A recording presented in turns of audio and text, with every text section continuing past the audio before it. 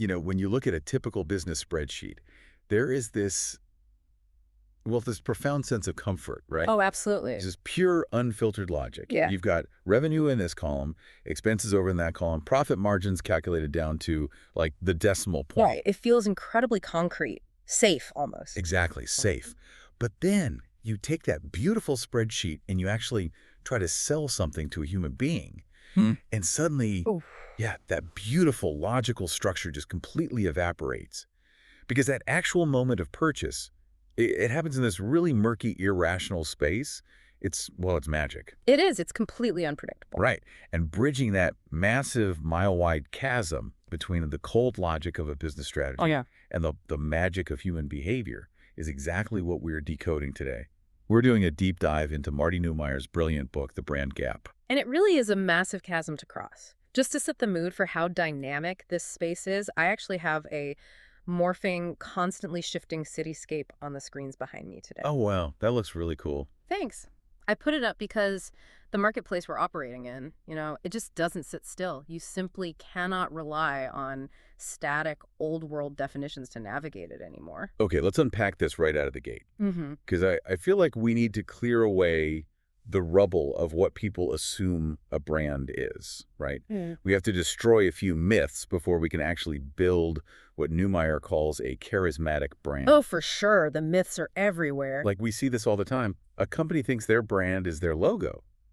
Or they think it's their corporate identity system, those massive rule books dictating, like, what exact shade of blue to use on the letterhead. Right, right. Or worse, they think the brand is the physical product itself. Yeah, and those assumptions are just total remnants of the 20th century. I mean, corporate identity manuals, they were originally created as tools for controlling lithography. Wait, really? Just for printing? Yeah, for printing consistency. They were about making sure the ink looked exactly the same in New York as it did in Tokyo. And, consistency is a baseline, sure, but it does not magically generate a brand. And what about the product itself? Well, managing a product is about distribution, supply chains, quality control, but managing a brand is about managing the invisible aura surrounding that product. Okay, so if it isn't a logo and it isn't the physical thing sitting on the shelf, what actually is it? A brand is a person's gut feeling about a product, service, or company. A gut feeling. Exactly. It's a gut feeling because despite our absolute best efforts to be, rational spreadsheet makers, humans are deeply emotional, intuitive beings. The mantra here is crucial. A brand is not what you say it is, it's what they say it is. That's such a shift in perspective. Yeah. And the book mentions this strange comparison to Plato, bringing up this concept of hoarseness. Yes. Which, what does ancient Greek philosophy have to do with selling consumer goods? It's actually a perfect analogy. So Plato argued that there is an ideal version of everything in the universe. If you look at horses, you might see a brown horse, a white horse, a fast one. The slow one. Right. Every individual horse is different, but in our minds, humanity shares this approximate, distinct understanding of what makes a horse a horse. Right, like 4 legs, a tail, majestic. Exactly. That shared ideal is hoarseness. And a brand works the exact same way. It is that approximate, shared understanding that exists collectively in the mind of society. Okay, I love that. Yeah. It actually makes me think of, like, a person's reputation in high school. Oh, that's good. How so? Well, you can go to the mall, buy the coolest leather jacket, and demand that everyone in the hallways calls you by some intimidating nickname, right? Like, call me Viper. Right. You've established your corporate identity system. Exactly. But if the collective gut feeling of the entire student body is that you are just a massive nerd sweating in a leather jacket, Then that is your actual brand. yeah, exactly. That captures the dynamic perfectly, and it really highlights the survival mechanism behind why we rely on these gut feelings in the first place. Humans are constantly overwhelmed by sensory input. Oh, totally. We simply do not have the time or the cognitive caloric energy to rationally analyze the supply chain, the labor practices, and the material quality of every single product we encounter. Yeah, that would be exhausting. Right. So our brains require emotional, intuitive shortcuts to categorize a very complex world. Which begs the question of why managing this gut feeling is suddenly the most important thing a business can do right now. The text points to a massive historical shift in how our economy works. We moved from an economy of mass production to an economy of mass customization. Yes. Think about Henry Ford. He said you can have a car in any color you want as long as it's black. Right. Classic mass production. Exactly. The company held all the power. But today, You can go online and custom order a pair of sneakers with your name embroidered on the tongue in like 30 different colorways. It's wild. It is. Because of that shift, modern consumers are, as Neumeier describes them, information-rich and time-poor. Information-rich and time-poor. Yeah. If a company invents a new feature today, a competitor halfway across the globe is going to copy it by tomorrow morning. Base-level quality is no longer a differentiator. It's literally just the price of entry. So how does a consumer even cope with that level of choice without completely short-circuiting? They fall back on the ultimate shortcut to a buying decision, which is trust. The source material traces the evolution of American currency to beautifully illustrate how trust mechanics work. Oh, right, the money thing. Yeah. Immediately following the Revolutionary War, the only money people truly trusted was physical gold and silver. It had intrinsic, tangible weight. You could literally bite the coin to make sure it was real. Exactly. Then society evolved, but it took about 100 years for the public to actually trust silver certificates, pieces of paper that merely represented the gold sitting in a distant vault. 100 years just to trust paper. Yeah.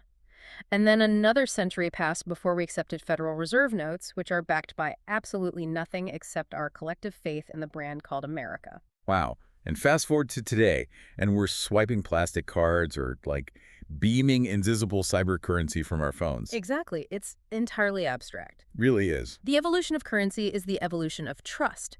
And once you understand that trust is a tangible currency, you start to comprehend the staggering financial value of a brand.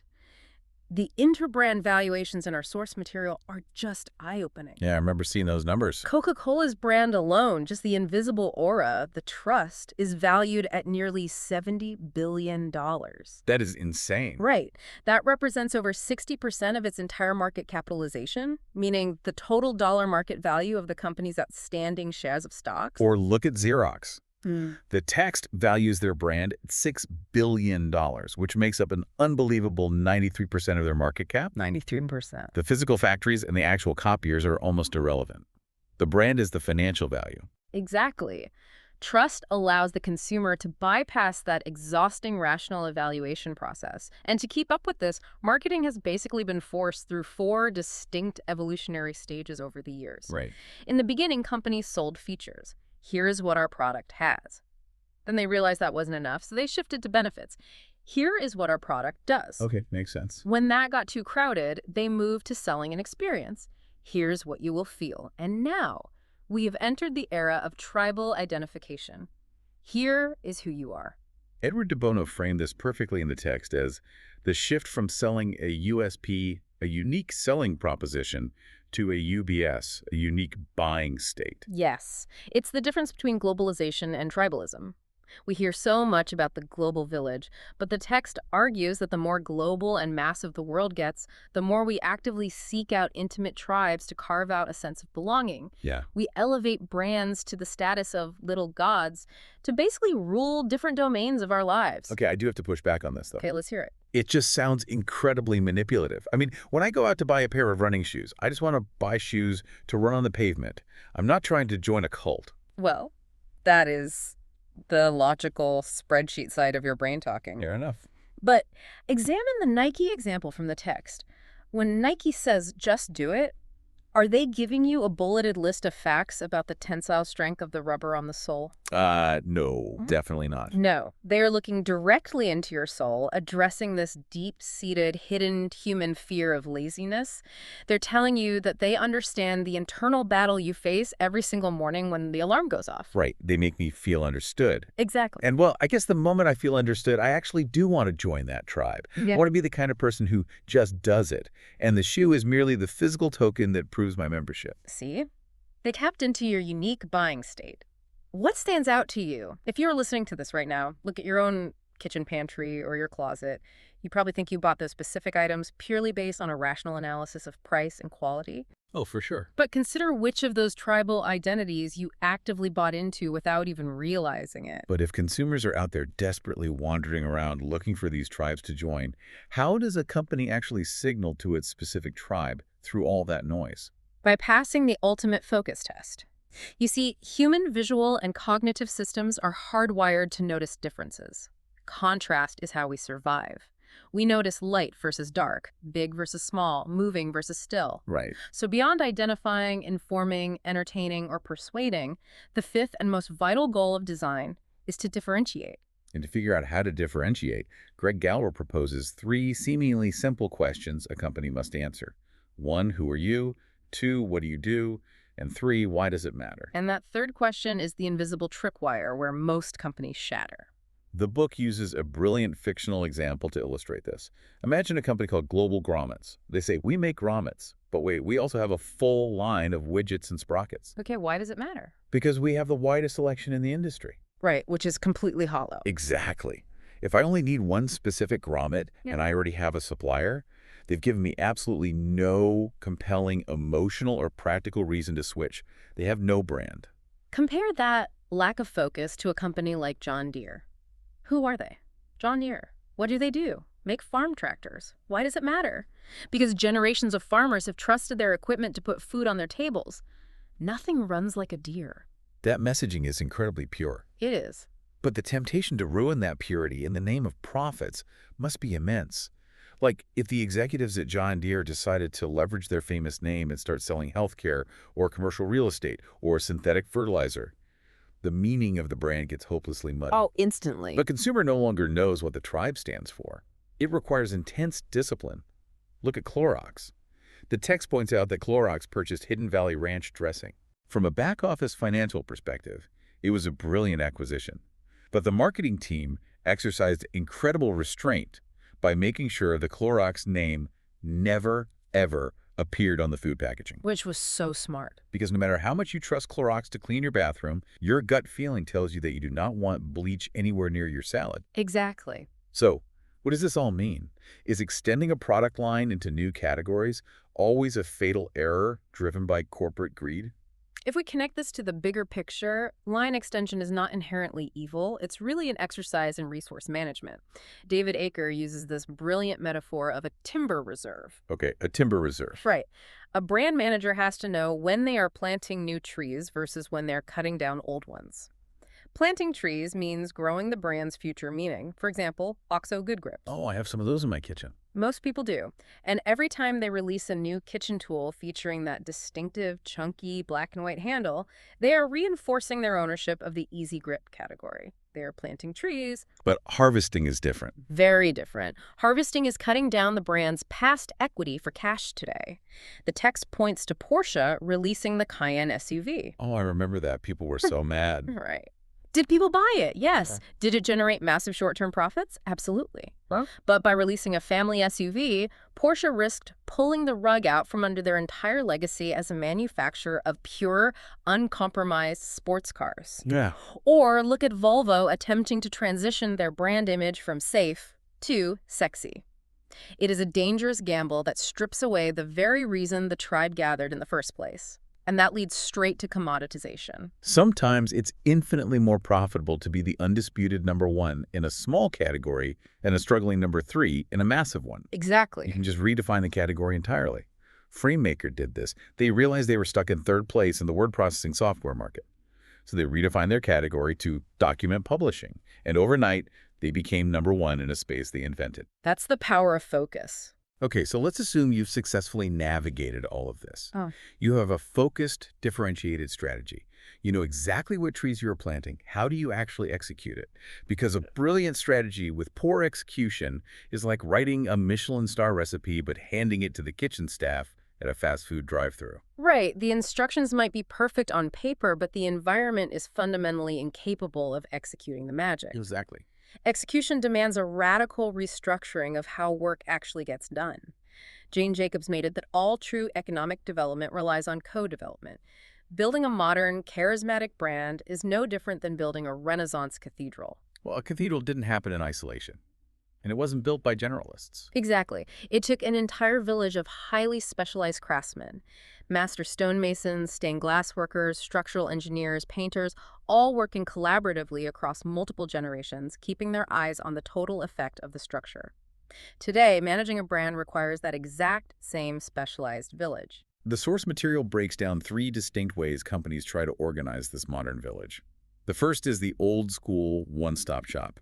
You hand your entire brand over to a massive, bloated agency that promises to handle your PR, your design, your strategy, literally everything under one roof. And it is incredibly efficient for the company's accounting department, sure. But it falls flat because you are rarely getting the absolute best specialists. A massive agency will inevitably have weak links in certain departments. The second approach is the brand agency model. The company hires a lead agency, and that lead agency subcontracts out the specialized tasks to independent studios. You get better talent, but the friction here is that the outside agency still retains control over the soul and stewardship of your brand. Which brings us to the third and most forward-thinking approach, the integrated marketing team.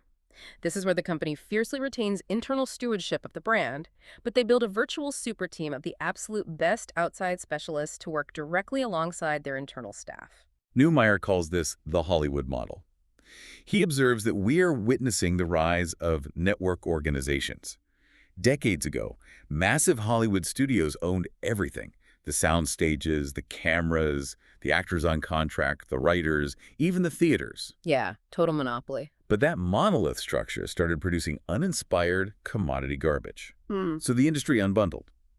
Today, a film is created by assembling the absolute best independent director, the best cinematographer, and the best lighting crew for that specific project. They come together, execute the magic, and then disband. Silicon Valley adopted this exact same model with microchips to outpace Japanese manufacturing, and Neumeier himself lived this reality. Oh, right, the Netscape thing. Yes, he was part of the integrated super team that launched Netscape Navigator in the mid-90s at a speed that literally shocked the tech world.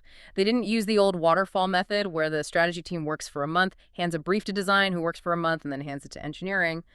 They used parallel processing. Meaning the design, engineering, and marketing teams were all building the airplane at the exact same time while he's in the air. Exactly. It's like abandoning a dull Swiss Army knife to do home renovations. That's the one-stop shop. And instead, assembling an elite heist crew where every single individual is the preeminent expert in the world at their highly technical job. And when you assemble an elite heist crew, they do not communicate by routing endless memos through middle management. No. They communicate using prototypes.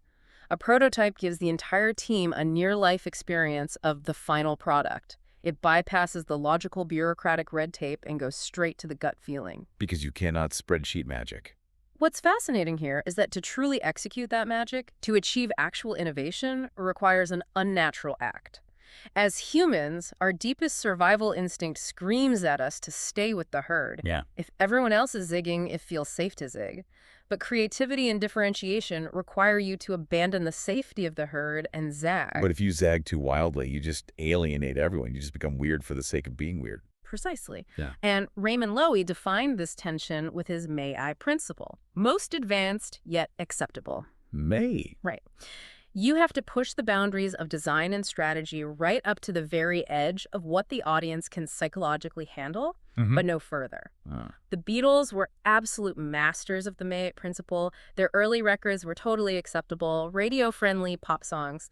But with every subsequent album, they pushed the innovation further into uncharted territory, kind of educating their audience's palate along the way. Their ultimate secret was that they never did the same thing once. Which is a terrifying concept for a traditional corporation. There's a Japanese proverb mentioned in the book, the nail that sticks up gets hammered down. Right. In the Western corporate culture, we say, don't rock the boat. The fear of catastrophic failure in a corporation is real, but the fear of stupid is infinitely stronger. Middle managers kill brilliant ideas because nobody wants to be the one who signed off on the weird campaign that flopped. It's safer for your career to just be boring.